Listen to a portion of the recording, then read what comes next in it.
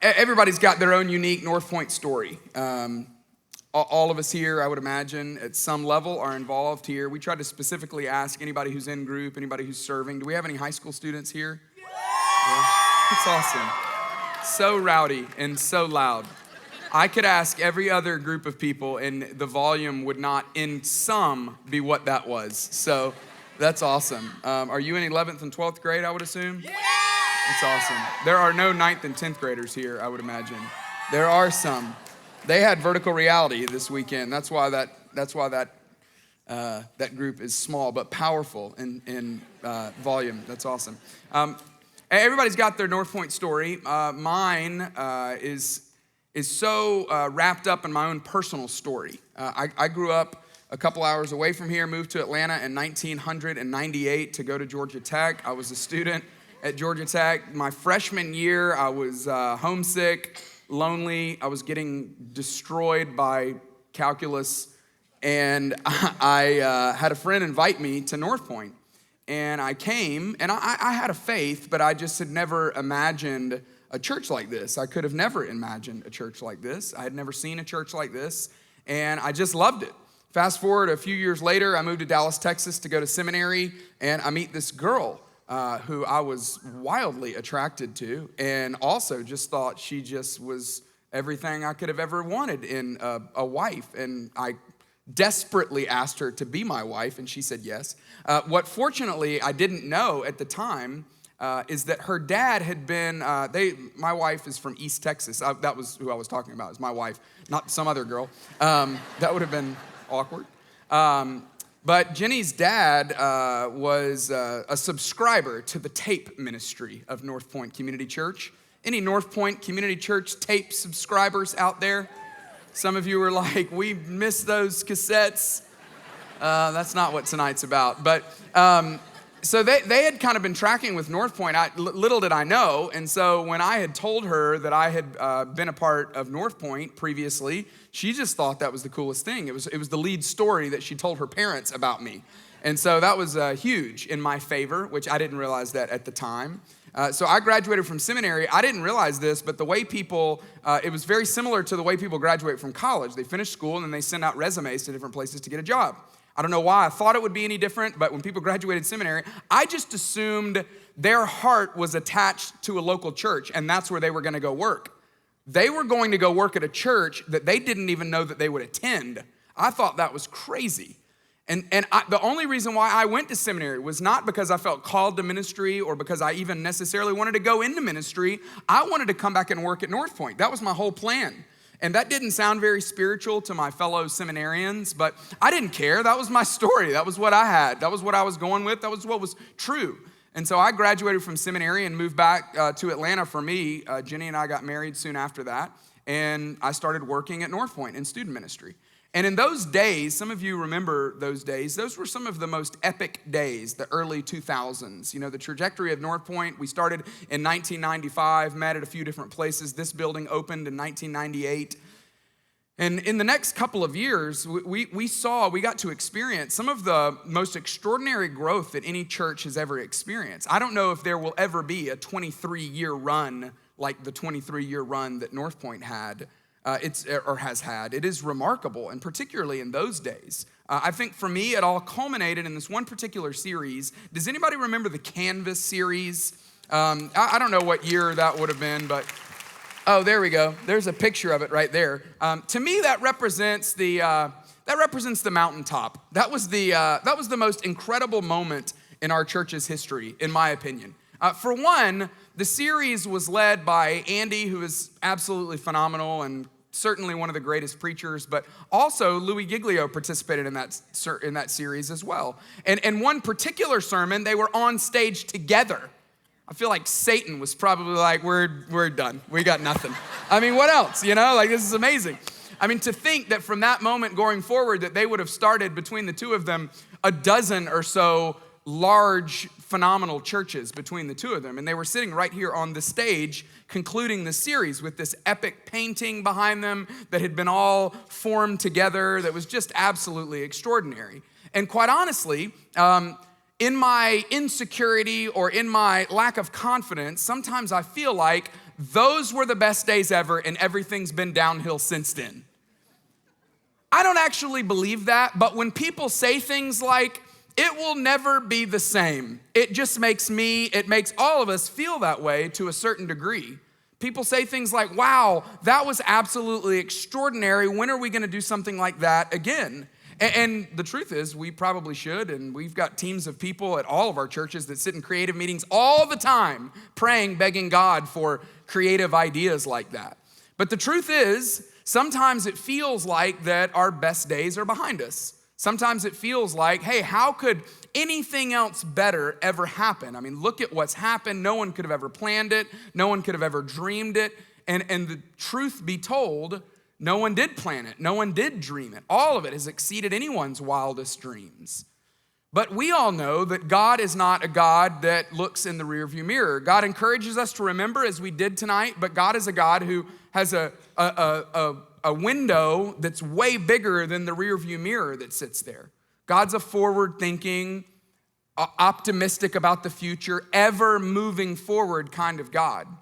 So tonight, I want to talk about this one little verse that for me has been extremely meaningful, both personally, but also for our church. It's found in Romans 8, verse 15. The verse, in the NIV version, if you were to read it, you definitely wouldn't come up with what Eugene Peterson, who wrote the Message version, has come up with. It's a remarkable translation of Romans 8:15. It goes like this. He says, the resurrection life that you receive from God. What is the resurrection life? The resurrection life is what we all hang on to. It's what we all hold on to. It's really all we have. It's the hope that death does not reign. It's the hope that our sin actually can be forgiven, that our sin actually has been forgiven. We all get to walk in this resurrection life. We started the night singing this song that the Spirit of the living God actually lives in us. And when he moves, we move. And when he falls, we fall. Because we can't not, because he is the Spirit of the living God. And the resurrection life is this optimistic, forward-thinking kind of life, that death doesn't hold us in the same way it didn't hold Jesus, that there is forgiveness for us in all of our sin. That's the resurrection life that we hold on to. And he says the resurrection life that you receive from God is not a timid or grave-tending life. A lot of times, if you were to go to other churches, you might feel like that even the fact that we have cemeteries next to most churches, it can sometimes feel like a grave-tending life, that we're just waiting on life to end. But that's not the kind of life that we're believing in. We're believing in a life that's not timid, that is fearless. To me, I love the idea that in God's perfect love, fear has no place. It has no hold on us. So whatever fear about our future that we have, whether it's a fear in our profession with our job, whether it's a fear for our kids or families or grandkids or fear for our parents, whatever that fear is, in God's perfect love, we don't have to be timid. We don't have to be grave tending, people that take care of graves. No, we can be optimistic, forward-thinking, hope-filled, positive, believing that the best is really yet to come, because that's who God is. That is his nature. And then I love the next little phrase. This is what we've titled the night here. It's adventurously expectant. It's adventurously expectant. This life that we believe that God has for us, it's an adventure. Sometimes, I don't know if your job ever feels like mundane or boring. I had a guy, this young 20-something in this group that I led. He asked me, he was rolling into a Monday. He was like, you know what? Tomorrow's Monday, and I'm just not feeling it. I've got a case of the Mondays. He said, I've never really thought about it, but your work week starts on Sundays. Do you ever get a case of the Sundays? And I was like, well, I'm not able to admit that because as a pastor, I'm supposed to always be positive and joy-filled. Someone from England, one of our partner churches in England said, you know what? I've been watching online for a long time and I realized that whenever Clay is excited, everything else is normal. When he's super excited, that's when everything's really exciting. Because I am generally excited about pretty much everything, partly because I'm supposed to and partly because of my temperament. But sometimes I do get a case of the Sundays. Sometimes I'm sure you get a case of the Sundays as well, or the case of the Mondays. But we don't have to think of what we do as a burden. In fact, sometimes when I'm at my worst, I think about it like a burden instead of thinking about it like an adventure. And thinking about it like an adventure is the way God would want us to think about it. I love this phrase that we could be adventurously expectant. I think about the way my kids go through a car wash. Have you taken little kids through a car wash recently? In the car, not out of the car, in the car. It's one of our weekend traditions, and I love to crank the music. I particularly love the car washes these days that are all colorful. It's amazing. They've really upgraded the car wash experience in our world. And my kids, their eyes get as wide as frisbees, so excited about going through the car wash. When I think about being adventurously expectant, that's what I think about. Is that what if we approached our life with this adventurous expectation? Who knows what God might do? See, all of us are always going to fight for balance and comfortability. All of us are going to fight to make sure that everything's just like we want it. But the truth is that in order for us to experience this kind of life that God has for us, maybe we've got to stretch. Maybe we've got to stretch ourselves to experience the adventurously expectant kind of life that he has for us. So he says it's adventurously expectant. Greeting God, I love this little phrase, greeting God with a childlike, what's next, Papa? As if we're walking up to God's pant leg, like we're a 3-year-old little kid, grabbing on God's pants, going, what else? What's next? What could possibly be next? And that's really what tonight's about. Tonight's about asking God, what is next? What is next for us? We built this event up. We tried to make it as big of a deal as possible so we could get a big crowd. Thank you so much for being here. And I had a few people that couldn't be here, and they texted me or emailed me and said, hey, what's the big announcement? And I thought, oh no, we have built it up so much that people think there's a big announcement. There's no real big announcement. I do want to tell you some things that are happening around here. Some of them are new, but more than anything, it's us gathering together to say, what's next, Papa? What's next, God?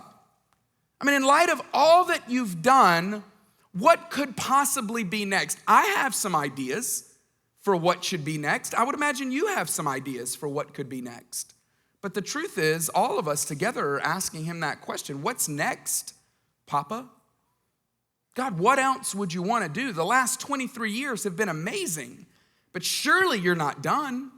Surely that's not all. I don't think God even looks back at the last 23 years impressed, going, wow, that was amazing. Never again will we see anything like that. No. God is a God who owns it all, who sees it all, who has all the power in the world, and there's no reason why he wouldn't want to do even more.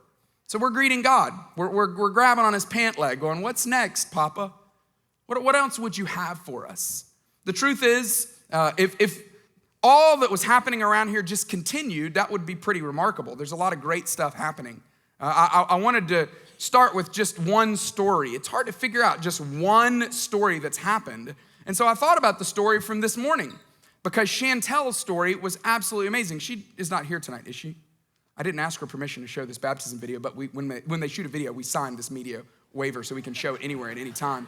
I want to show you just a little clip. If you weren't here at 11, the whole video is about 3.5 minutes. It was stellar. It's one of the most incredible baptism stories. There's never a bad one. They're all incredible, but this one was just uniquely fantastic because of her story.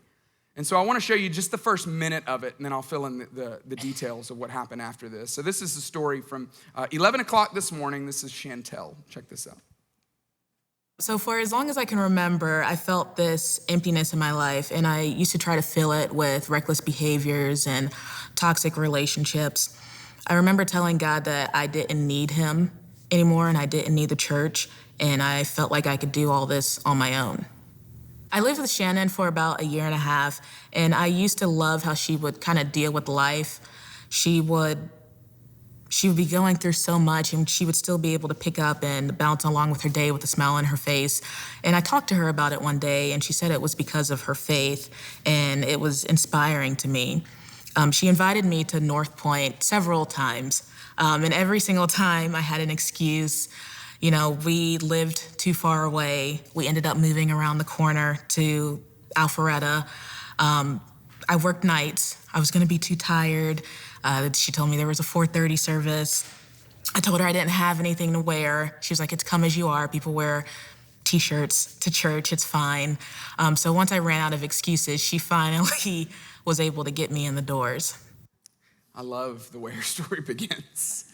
She threw every excuse out to her, and Shannon just did not quit. And so many of you have done that in so many different ways, in so many different people's lives. I wish we had some sort of award to give out for people that have invited the most amount of people, but there are so many of you that have invited dozens and dozens and dozens of people. Shannon, I've never met Shannon before. Does anyone know Shannon? They showed the picture of her. You know Shannon? She's not here, is she? Is it your aunt? Is it your friend? Your whole family knows. It's your friend? That is so cool. Is she as amazing as Chantel painted her to be? That's awesome. So he was like, no, she's horrible. That would have been way worse. Great answer, kid. You got politics in your future. Well done. Yeah, Shannon just continued to invite her to the point where finally Chantel decided to go. And then over time, I mean, it almost demeans what we do to say that it worked.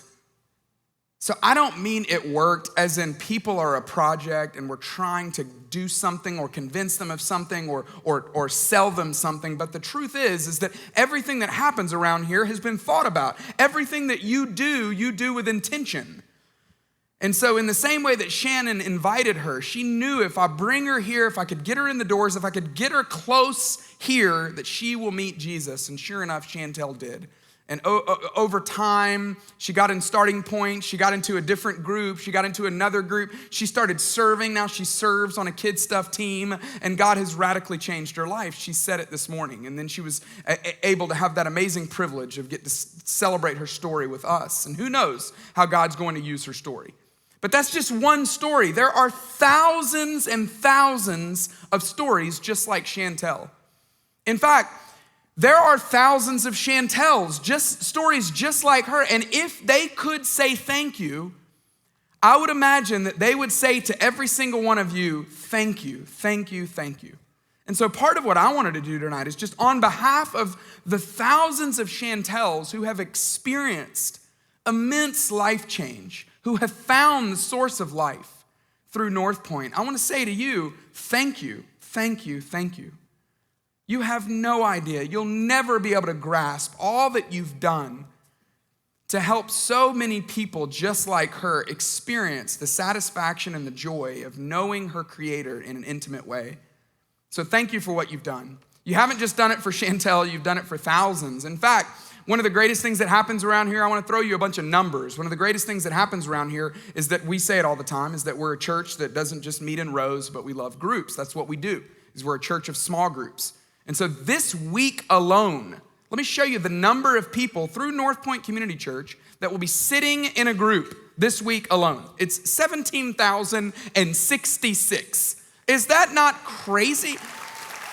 If you clap at that number, you're gonna be doing a lot of clapping. I have about 10 numbers that I wanna share with you. You're welcome to clap at all of them, but eventually it's just, you're gonna be like, let's just tell us when it's over and then we'll clap for all of them. But look at this number. This is amazing though. This is even more staggering because you see, more than just the 17,000, there are 55,521 people that will sit in a group this week at all of our churches in the Atlanta area. 55,000 people. That is extraordinary. Some of you are like, we're gonna clap. Every one of them, we're gonna clap at all of them. Check this out. This is amazing to me. We talked about students. There are a lot of students that have gone on mission trips. I don't know, you guys, there we go. You're the only one. Some of them are here. That's awesome. This is amazing. Just this last year, over the last 12 months, 225 students have gone on a global mission trip. The thing I love about this is if you were to measure the amount of miles that students have traveled, it would be like going to the moon and back 2.5 times, which if you did that, you'd get stuck on the moon. So I wouldn't suggest it, but it's a lot of miles. And so many of you have paid for some of those trips, and God has used those trips in profound ways. We have, so many of you have fostered kids. We have a group of people that work with what we call fostering together. Through North Pointe Community Church, over the last few years, there have been 447 kids fostered through North Pointe Community Church. That's the same number of kids as Alpharetta Elementary School. So if you were to take all of Alpharetta Elementary School, that's how many kids have been fostered through North Pointe.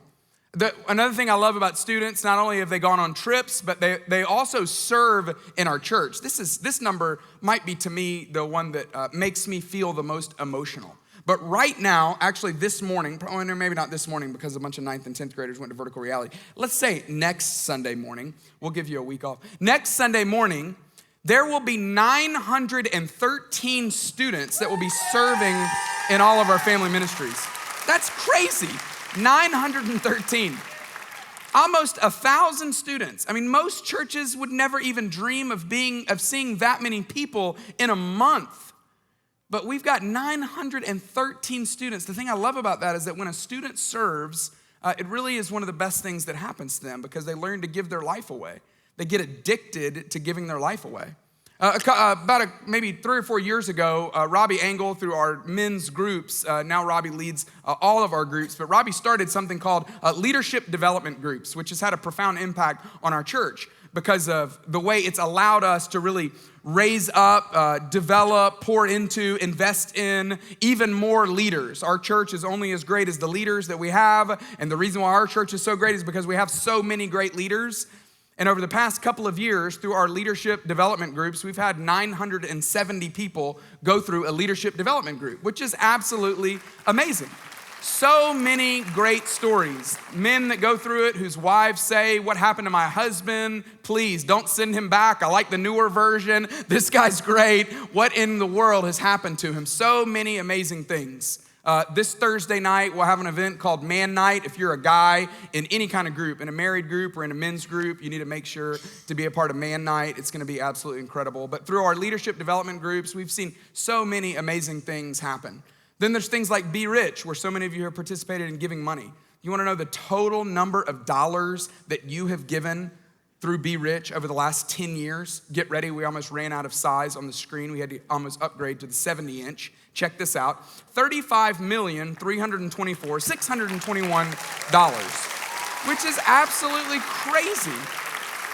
In fact, it's one of the most amazing things that our church has ever been able to be a part of because now our church really is known in the community as such a generous organization. You go ask a nonprofit, say, "Tell me about North Pointe Community Church," and some of these nonprofit leaders will go on and on and on about you.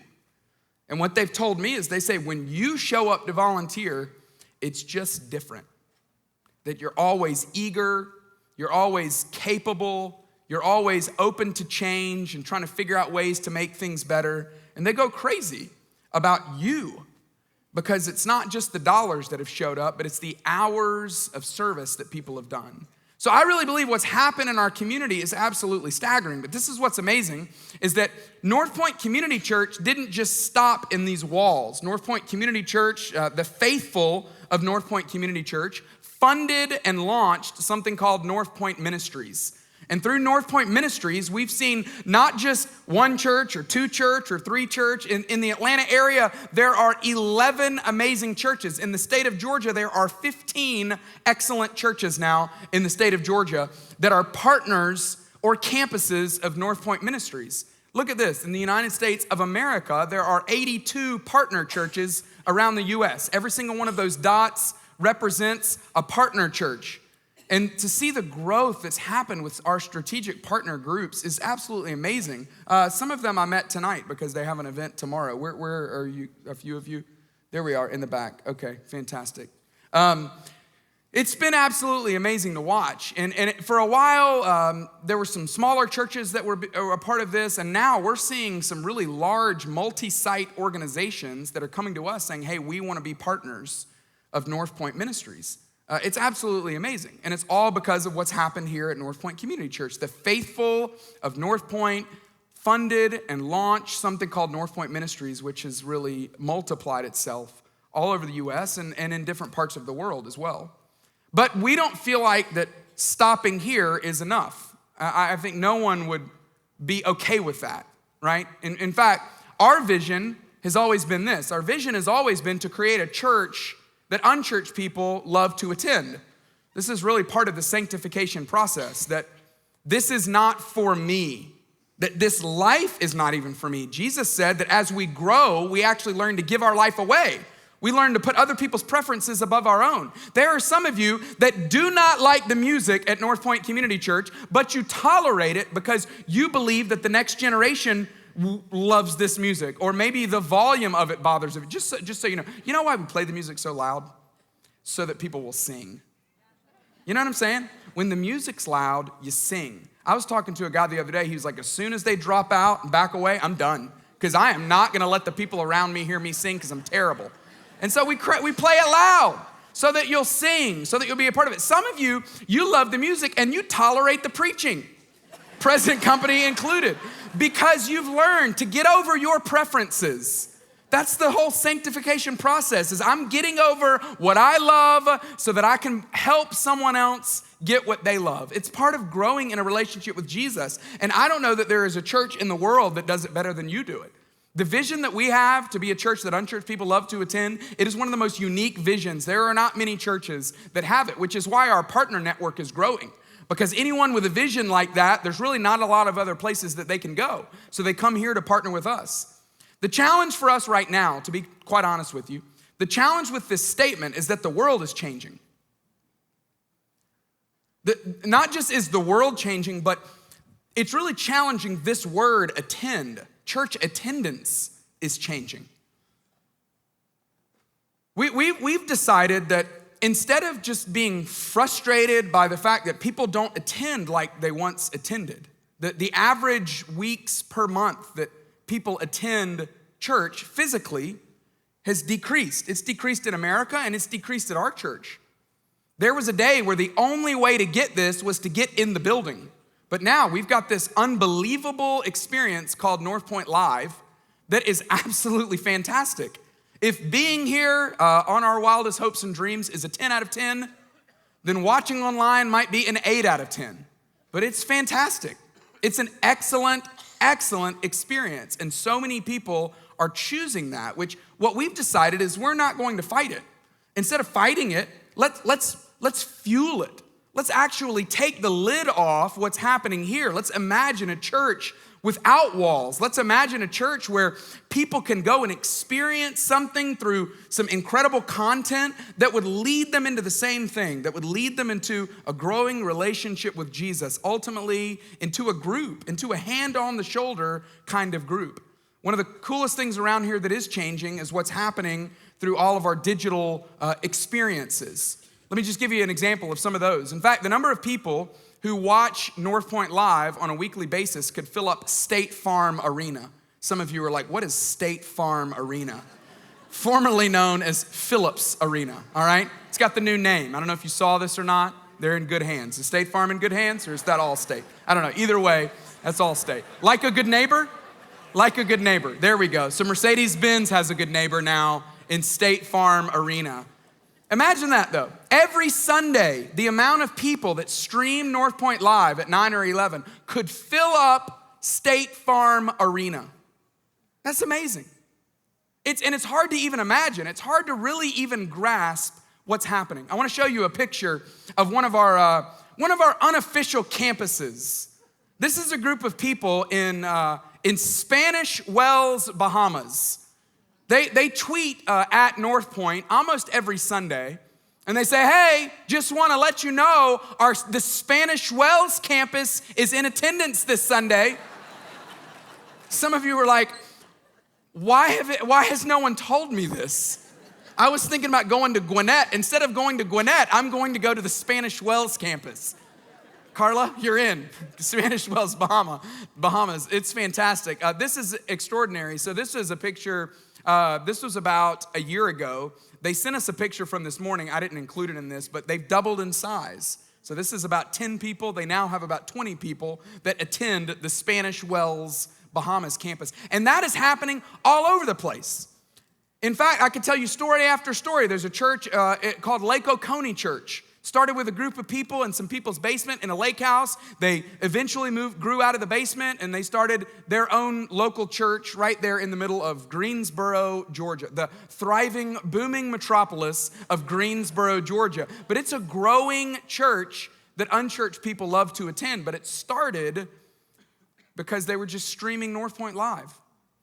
And it's not just the live stream. In fact, the numbers of people that download the sermons around here, it dwarfs the number of people that watch live on Sunday.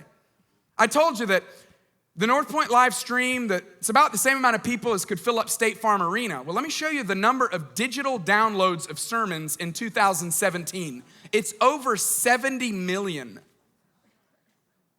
Now, whenever I throw this number out, people are like, well, I subscribe to podcasts that hit my phone and sometimes I don't listen to them. Okay, cut it in half. It's 35 million.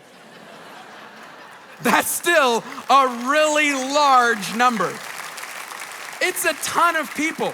That's larger than England, Italy, or France. The number of people that downloaded a sermon, and some of you statisticians are gonna say, well, those aren't unique people, those are sermon downloads. It's a lot of people, all right? That's all I'm saying. It is a lot of people that click on a message on a website, download a podcast, click to listen to a message or watch a message. It's a lot of people. And then there's Your Move. Your Move, which is on NBC after Saturday Night Live. It's also on some other Christian networks, but we really love the ones that are on NBC, and then we're about to launch on CBS in some of the major markets in the United States after James Corden on Friday night. It's absolutely amazing what's happening there. Each week, as in like last night or early this morning, this is how many people watch Your Move every week. 1.5 million people. These are Nielsen-rated numbers. Now, some of you are like, well, they might be asleep after they watch Saturday Night Live. Yeah, they might, but they might have 5 people in the living room, half of which are not asleep. It's a lot of people. In fact, 1.5 million people, that's about the size of Phoenix, Arizona. That would be like taking the entire city of Phoenix, Arizona, watching Your Move every single week.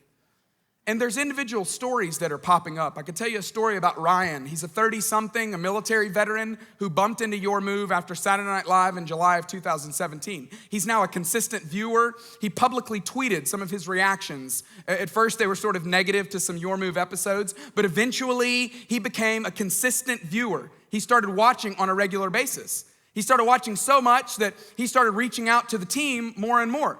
He started asking some really difficult questions, some fantastic questions. We didn't really know where to point him because, again, he lives in Virginia. And so we had a member of our team, a member of our staff who said, I would love to help Ryan out. I would love to personally walk through Starting Point with him. And so they did that over the phone, over video, over time. His questions began to soften. His tone began to soften. And he began to have this acute awareness of his desire to understand Jesus. And over time, we believe that Ryan has been introduced to a relationship with Jesus. We hope that when Ryan is ready, that eventually his next step would be to connect him to a partner church. But the problem is we don't have partner churches in every area of every part of the country, which leads me to what our big challenge is. Our big challenge is that we don't exactly know what's next, but we really believe that what is next for our church is bigger and broader and wider and more different than anything we've ever done. So tonight, really, what I wanted to talk to you about are really the 3 options that we have. Here are 3 options that all of us have. We could just continue to celebrate the past, which would be great. We could spend the rest of our days singing songs and having celebration videos and telling stories of the old. We could just keep doing what we're doing. And if you continue to give like you give, if you continue to serve like you serve, if you continue to invite like you invite, we could do that. Or we could ask God, well, what's next? What's next for us?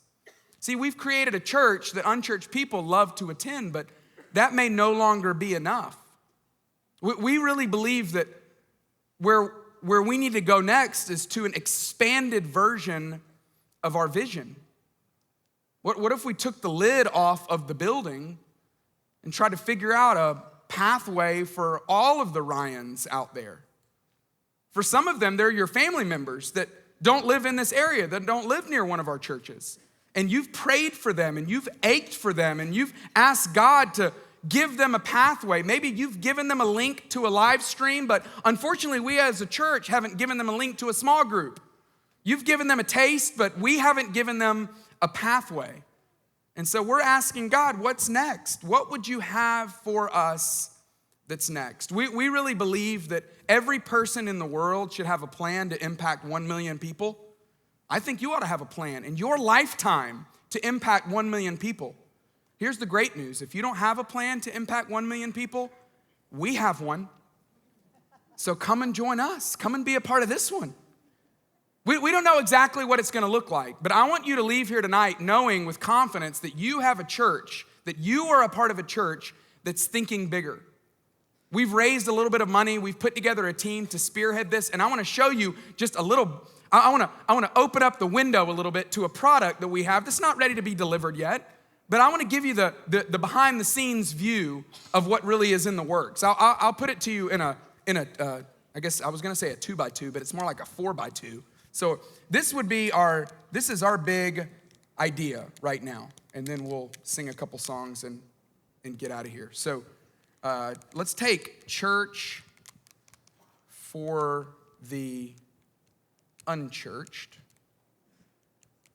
Let's take rows, circles, and then invest and invite. So in the past, it was just this. It was only these things, but now it's really, there's a plus. It's both. Here's an example of what I'm talking about. So church for the unchurched, originally it was just, it was attend. That we want to be a church that unchurched people love to attend. But now it's really a bigger word than that. It's engage. What does it look like to engage someone that is maybe just a digital viewer? What does it look like to engage someone that's just downloading a podcast? What does it look like to engage someone that doesn't live within the proximity of one of our local churches? We really believe that there's more possible that we've got to figure out. For instance, when it comes to rows, originally it was just physical rows, but now there are digital rows. By the thousands, by the hundreds of thousands, by the millions in some cases.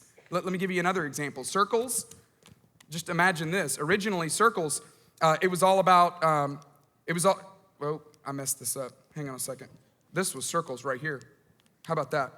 For rows, it was seats and streams. See the S's? That's what I told myself to remember it by, but I forgot my own alliteration. With circles, they're physical circles. They're physical circles, people sitting in a circle, hand on the shoulder. But there's also digital circles. There's the potential to get people into digital groups. Some of you do digital groups at work. You sit in video conferences and talk to people all over the place.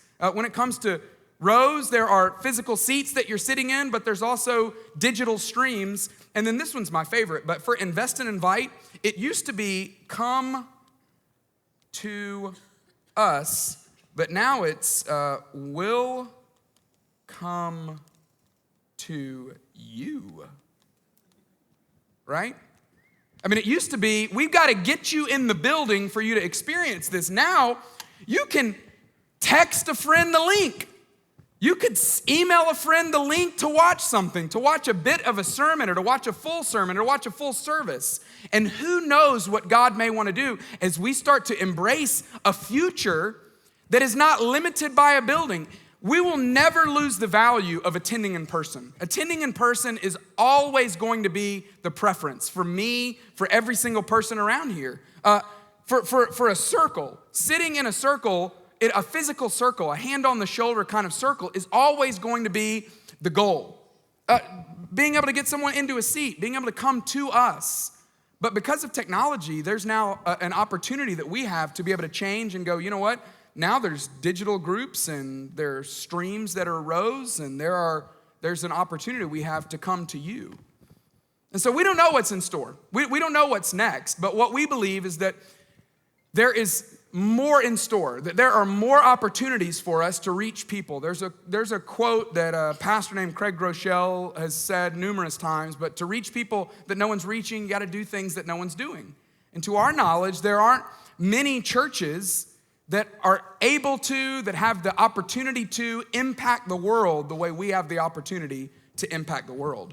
And so the question is, for us as an organization, are we just going to celebrate the past or keep doing what we're doing, or are we going to ask God what's next? But I would also say the goal for tonight would be the same question for you.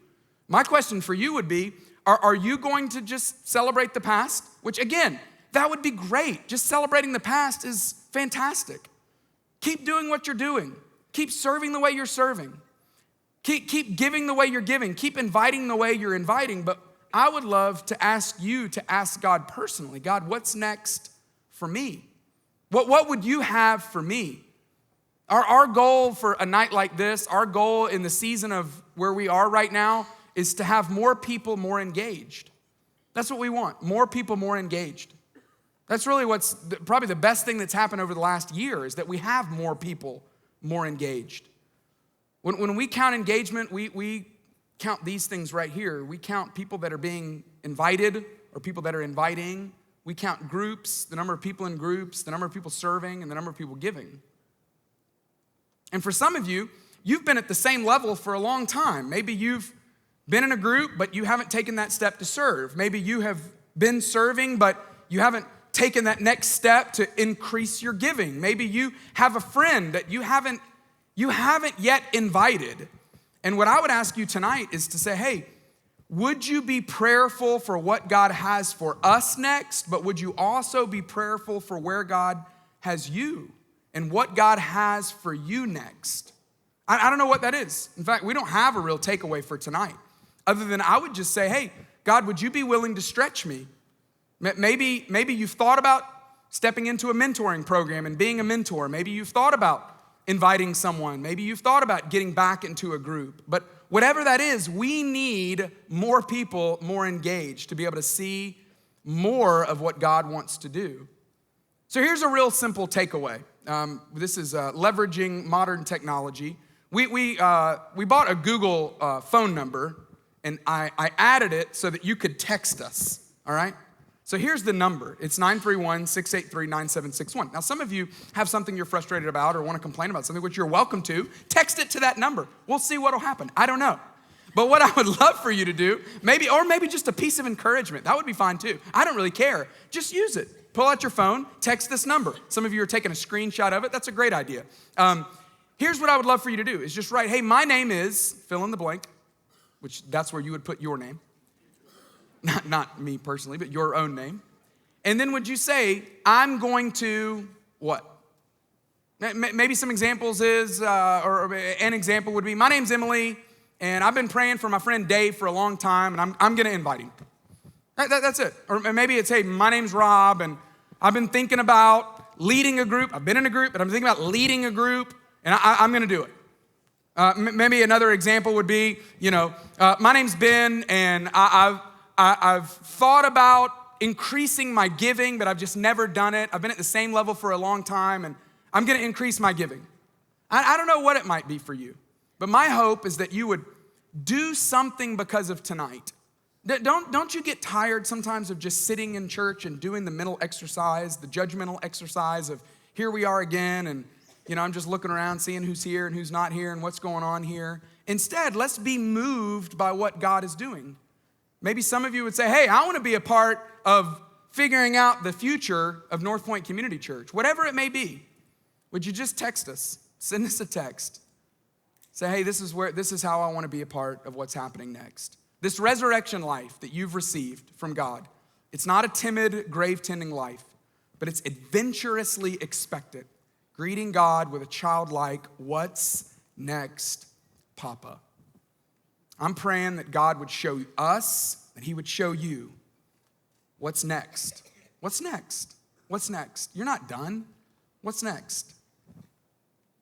Father, we just ask you to do that. Do that in our own life. That you would show us, that you would make it clear for us as a church, but also personally. What is next? What's next for us? What's next for me? God, I pray in all the moments where we try to tell ourselves that you're done or that what happened in the past was just amazing, that we wouldn't denigrate it, but we would celebrate it. But we just all know that you're not a God that is just content with where things are, that you're always wanting for more. And so we ask you, we beg you, would you show us personally, would you show us as a group, what is next? Where do you want to take us? Where do you want to lead us? We believe that there's more. And so we ask you, would you lead us? Would you guide us? for your name, for your glory, not for our own sake, but for your sake. We beg you. In the name of Jesus, we pray. Amen.